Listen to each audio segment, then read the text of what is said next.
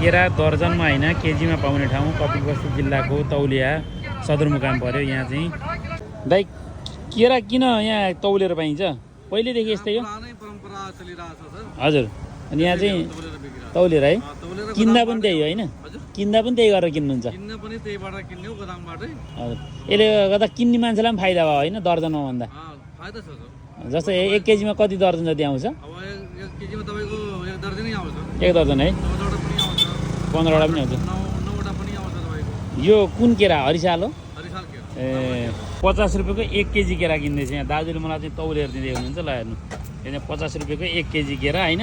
यहाँ चाहिँ केरा चाहिँ तौलेर पाइन्छ न कि दर्जनमा होइन। तौले टक्क चाहिँ 5, 5, 10, 15, 16, 17वटा केरा। 17वटा केरा 50 रुपियाँमा। ल दिनु।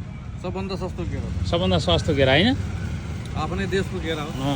त्रिवेणीको केरा। यहाँ चाहिँ केरा तौलेर दिनुभयो मलाई। 1 केजीमा चाहिँ तपाईँलाई 17वटा पिस चऱ्यो। 50 रुपियाँमा लिएँ। ल हजुरलाई धन्यवाद। मलाई रमाइलो लाग्यो क्या हस्।